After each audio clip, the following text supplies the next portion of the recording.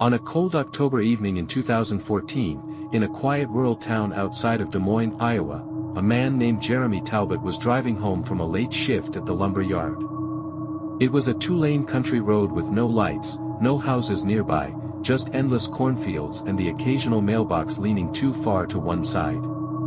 It was around 11:43 p.m. when Jeremy's headlights caught something strange. Two figures were standing at the edge of the road.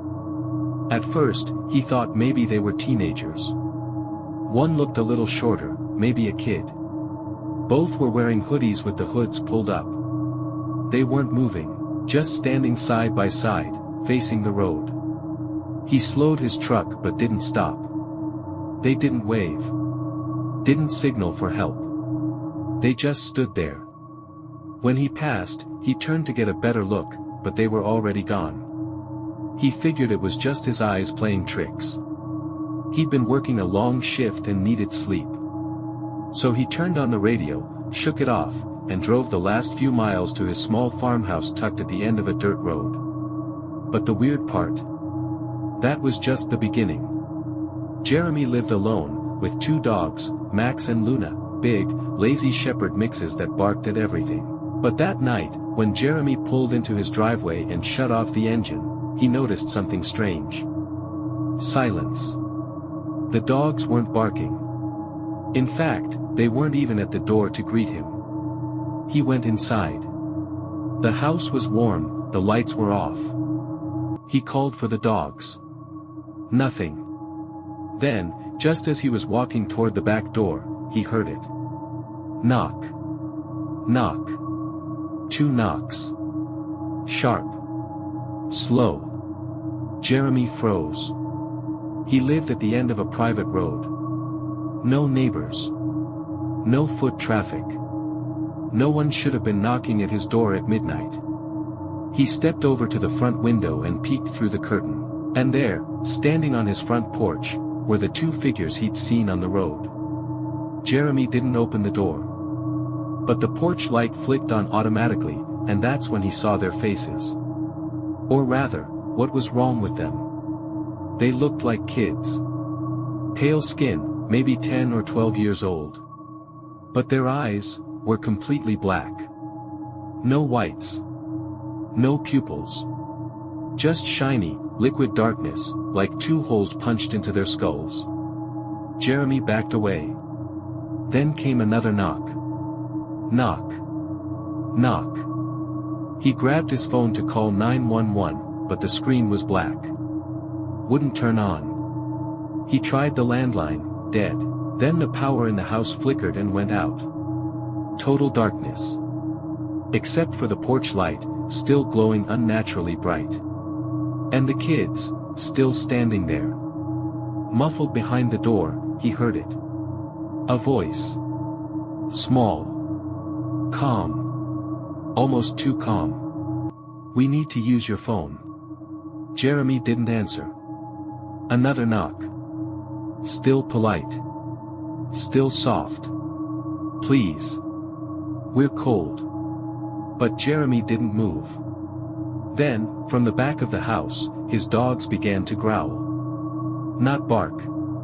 Just a low, trembling growl that made the hair on his arms stand up. He walked backwards toward the kitchen, grabbed a flashlight, and tried to stay calm. But when he turned the light on and looked outside again, the porch was empty. They were gone. That night, Jeremy didn't sleep. He locked every door and window, sat in the living room with the flashlight on, both dogs at his feet, staring at the door. By morning, everything seemed normal. Phone worked. Lights turned on. Dogs were calm. And Jeremy started to believe he'd imagined the whole thing.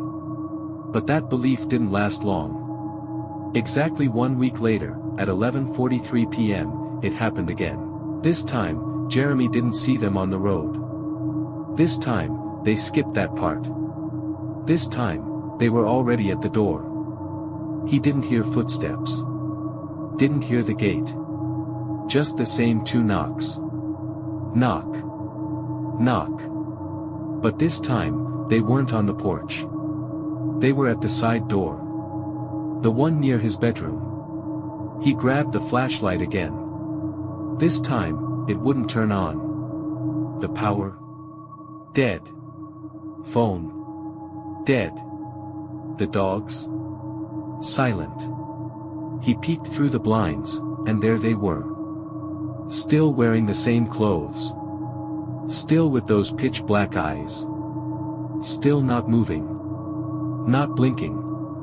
Not smiling, but this time, there were 3 of them. Jeremy didn't open the door. Didn't speak. Didn't breathe. He just stared. And this time, he felt something. Not fear exactly. More like, a pressure. In his head. Like something inside was telling him to open the door. That it would be okay. That he should just let them in. He said later it felt like a dream. Like when you know something's wrong but you can't wake up. And just when he was about to reach for the handle, a blinding light filled the room. The porch light exploded in a shower of sparks. And when he looked again, the kids were gone. Jeremy moved away the next day. Left everything behind. Bought a used RV and started traveling west. For the next 2 years, he kept driving. Never staying anywhere for more than a night. Never parking near woods. Always keeping the lights on. But then, in June 2016, at a rest stop in Nevada, he made a mistake. He parked at the edge of the lot. No other cars around. Took a nap. Woke up at 11:43 p.m. to 2 knocks on the RV door. Knock. Knock. Jeremy's journal was found months later, abandoned inside his RV on the outskirts of a desert town. No sign of Jeremy. No fingerprints. Just one final entry, scribbled hastily, "They found me again." And this time, they're not asking anymore. People who've encountered the black-eyed kids all report the same things: the kids are calm. Too calm. They speak like adults. But their voices never rise. Never change. They always ask to come in. But they never force it. And their eyes are empty. It said they can't hurt you unless you invite them inside. But if you do, no one knows what happens next. Because no one who lets them in is ever heard from again. So if you're ever home late, or parked on a quiet road, and you hear 2 slow knocks at the door, don't look. Don't ask. And whatever you do, don't let them in.